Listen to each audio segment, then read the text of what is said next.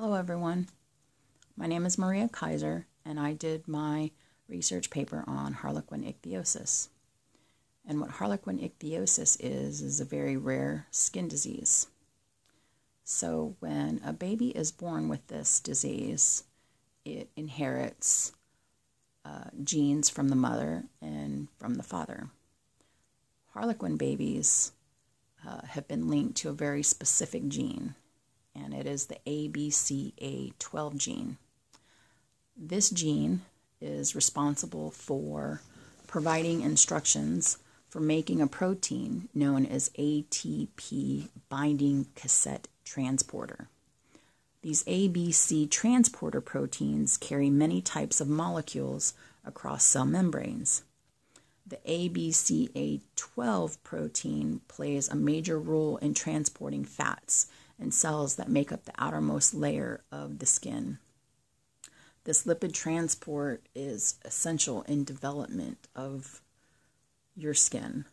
So the ABCA12 gene, when there is a malformation or a deficiency, the intracellular lipid layers get cornified, and this leads to the epidermal lipid barrier. It gets disrupted. So a newborn who is born with this is covered in thick skin with cracks and fissures throughout the body, and they can pull apart and distort the features throughout the whole body of the baby. The eyelids are turned out, and so are the lips, and it makes it look like that the baby's bleeding from the eyes and the lips, along with the deep fissures and the cracks in the body. It looks like that the baby's bleeding. The skin looks very scale-like, and they're large, and they cover the whole body of the baby. So if you can imagine, it restricts the baby's movement. The chest and the abdomen are restricted due to tightening of the thick skin. This makes breathing difficult for the baby. The baby's fists are clenched and toes are curved inward, and the ears can be missing or misshapen or stuck on the head. The limbs are in a state of flexion, contraction, and the baby's movements are severely limited. When the baby is born, it's fairly obvious that Harlequin Ichthyosis is the diagnosis. You can also diagnose it with DNA testing, and the mother can go and get an ultrasound and find out that way.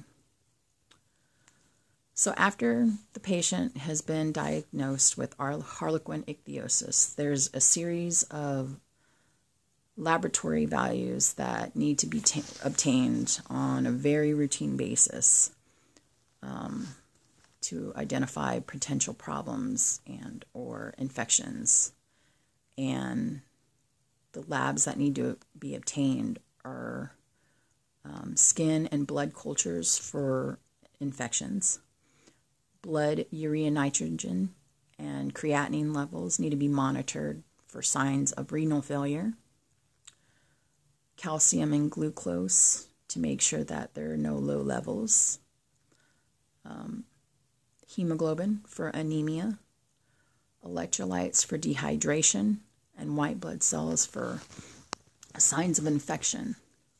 Now, there are other things that need to be considered shortly after the birth of a Harlequin baby. The baby's airway is the first priority because of the tightening of the skin. It limits the chest expansion, and it makes it breathing difficult for the baby. And this increases respiratory infections. The next thing that would need to be established is an intravenous access in order to give medications and fluids. Another frequent problem is temperature regulation. Because of the nature of the disease, regulating the baby's body temperature becomes a major problem.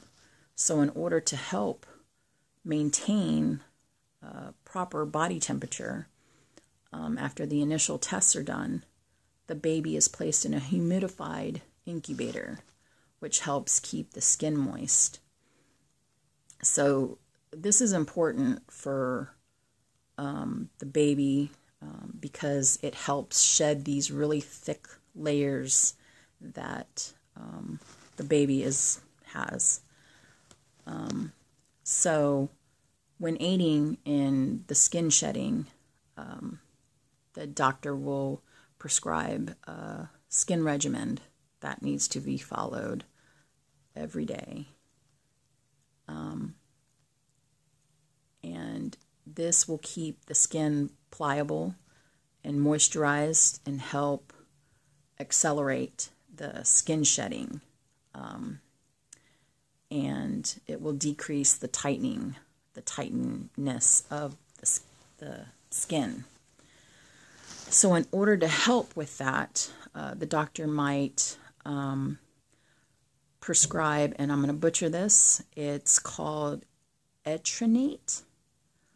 And this speeds up the shedding of these thick scales, this skin on the baby.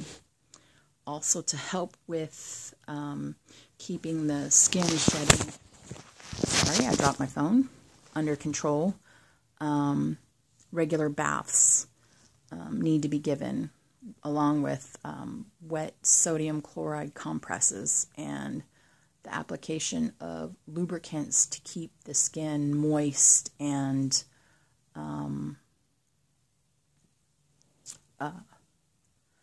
pliable. In the past, babies who were born with this disease were given up by the parents, or they died very shortly after birth because of respiratory problems, of infections, and just there was no proper medical care at the time. And now, with medical advances today, there's a higher chance that Harlequin babies can live into adulthood. There are children who are born with this disease that have a 50% chance of surviving past infancy worldwide. And before, it was something less than 5%, because nobody's ever seen this, and they thought there were demon babies, and they just got rid of the child or killed it.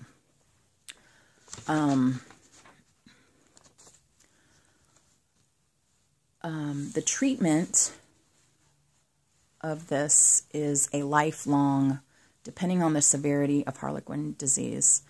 A baby born with this, if they do make it into adulthood, treatment for this is going to require constant lubricants, constant management throughout the entire lifetime. There will always be constant worry over infections, because the sufferer of the disease will be prone to infections. The Harlequin Ichthyosis, there's no prevention for the disease unless parents who want to conceive do extensive genetic testing before consider getting pregnant.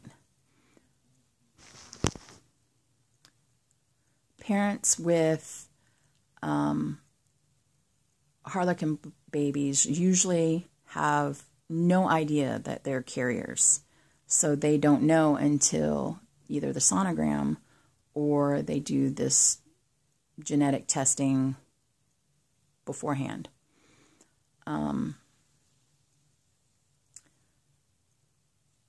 It is highly recommended that genetic testing and counseling be done for family members and the extended members within Harlequin families. Thank you.